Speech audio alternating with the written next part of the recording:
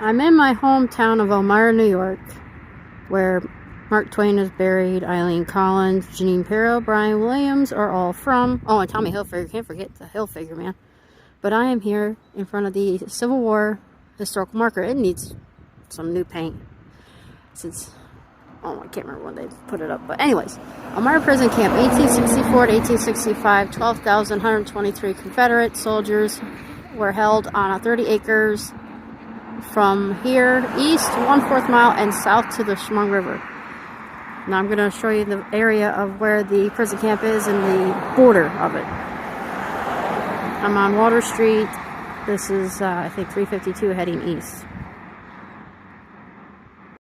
So I'm right in front of where the Elmira Prison Camp recreation, or pretty much oh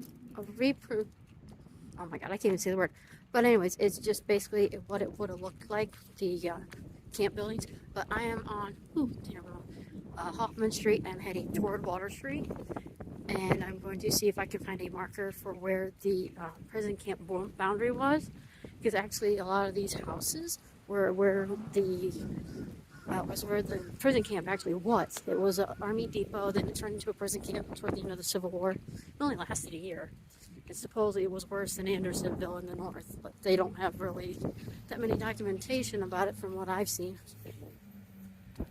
It's driving me nuts. So I'm going to show you possibly the area of the boundary of the prison wall, or prison camp.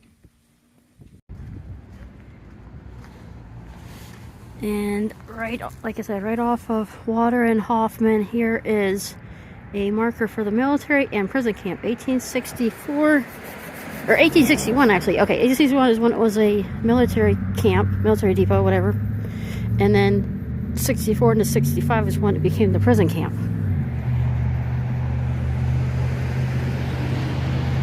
And that's East Water Street, heading toward downtown. And this is the end of the two-lay, speaking one way, and that's west, looking west toward West Elmira. Got a recycle thing that blew over in this area.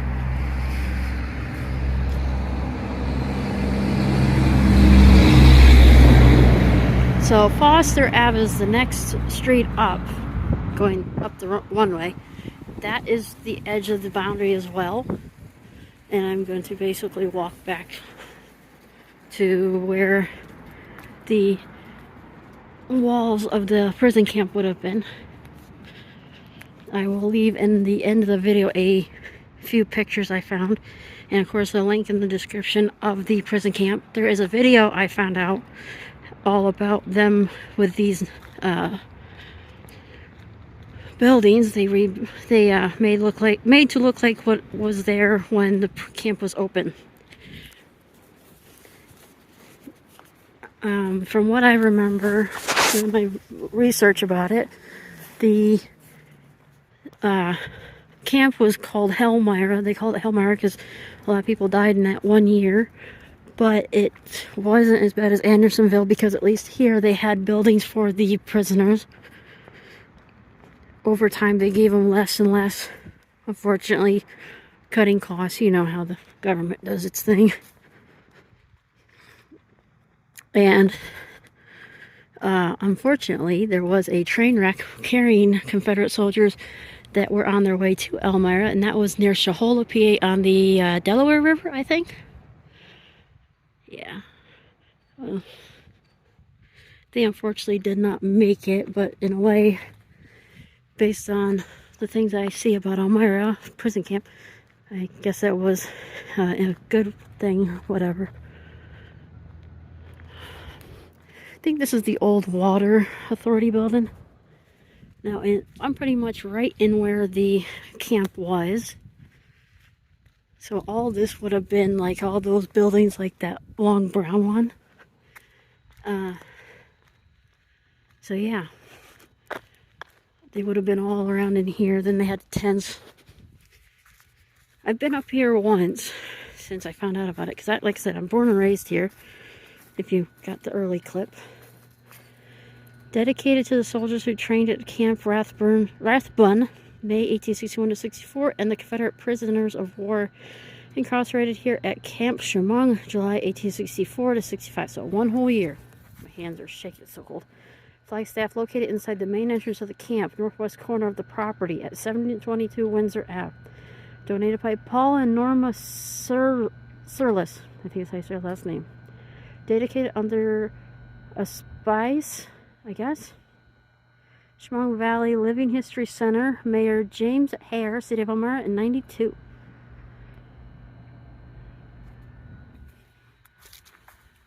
And you just go a little bit over. And okay, here we go. That's a not good idea. Okay, Westwater Main Boulevard. That's what they would have called it. So I think Westwater. This would be Hoffman. Yeah, this would be Hoffman Street. And Foster Ave probably would be right in here because that gap.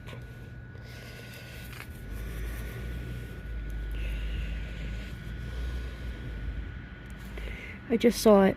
October 7th tunnel escape route. Yeah, so the pond here, this is an island here. But it would have been different back in the day since, you know, the river changes and all that. Got a little bit of snow last night.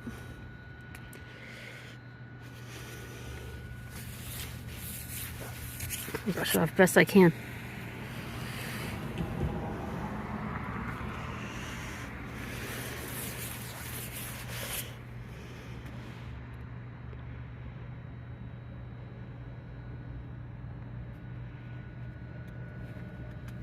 That is interesting. This guy made it. He's from the 1st South Carolina Volunteers. He made it out of the prison, made his way very much down the old Pennsylvania Elmira branch, what would have been Northern Central at the time, Canton, Williamsport, Harrisburg, Baltimore, and to his old regiment in Richmond, Virginia. That's really interesting. I heard about at least one escape. There's John Jones. He's a famous resident up here. Let me wipe. I'm just gonna wipe this all off at the same time. Yeah, he was friends with Mark Twain, who lived here. He's buried here as well. Those both are. Oh, got a little bit on your thing. But he was an escaped slave. He came to Elmira, and one thing that everybody was surprised he did, every time a Confederate soldier died, he would write down right here, this is all the list, you know, right here, their name, their rank, where they came from, date of death, their number, and location. Now, Woodlawn Cemetery, National Cemetery, is next to Woodlawn Cemetery for, you know, locals and all that, and it's right by Elmira Correctional Facility, which was first a reformatory. My mom used to work there. He was in charge of the burial of the Confederate soldiers who died at Elmira Prison Camp. Born in slavery on a plantation near Leesburg, Virginia, he fled north via the Underground Railroad, reaching Elmira in 1844. Jones Court Housing Project is named in honor of him, who kept a record of name, rank, regiment, and death of each Confederate. He would put it in their little uniform when they buried them too, just in case they ever, like, I think, wanted to identify them when they gave them a marker, because I think some have marker names. I cannot remember. I'll have to check it out next time I'm over there. Elmira Military Rendezvous? I think that's how you say it. Let me take a picture. Try to get all of this. Elmira was the main artery of the was the main artery of upstate New York and the flow of Union soldiers to the Civil War battlefronts. Owing its railroad network, Elmira was designated as one of the state's 3 military depots. On June 30th, 1861, Governor Morgan, I guess his last name, 2 years after the war began, conscription was decreed and Elmira became the draft rendezvous for upstate New York.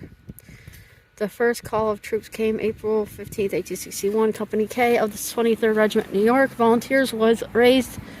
Other home regiments were the 107th and 141st.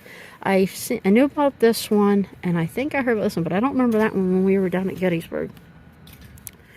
Barracks 1 of the military depot was at Arnett Field, south of East Washington Ave. Barracks number 2 was the Southport near Northern Central Railroad Yard. Excuse me.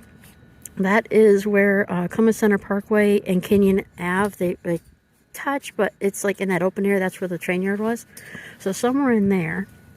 And Barracks 3 was west of Hoffman Street on West Water, which would be here.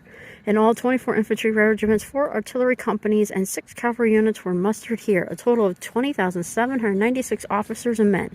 Elmira prospered during the Civil War. The population was 9,449 in 1860 and reached 13,130 in 1865. Chemung County grew from 29,000 in 1860 to 31,000 in 1865. And barracks number 1 of Elmira Military was between Lake Street and Oak Street, south of East Washington Ave, below Harper Street. I will have to figure out where that is exactly. Stockade, Old Parker Athletic Field. I know of these. Okay, they're over by Big Lots. This is, I think, over by Big Lots on the other side of town. Guard house, the hospital, northwest corner of Clinton and Davis Street. So yeah, that's over by Booth Elementary, or it was Booth Elementary when I was a kid. That's pretty cool. I hear the geese. Oh, they're right there. They're the geese. Yeah, so the Chemung River's on the other side of the dike. I just figured I'd do a video about it since I'm in town. So most of these houses there was a couple of them that were for the officers and all them that overseen the prison camp. Don't know which ones, but there's quite a few, I think. I will put a link to the video about the prison camp that I found in the description. Enjoy, guys. Catch you next time.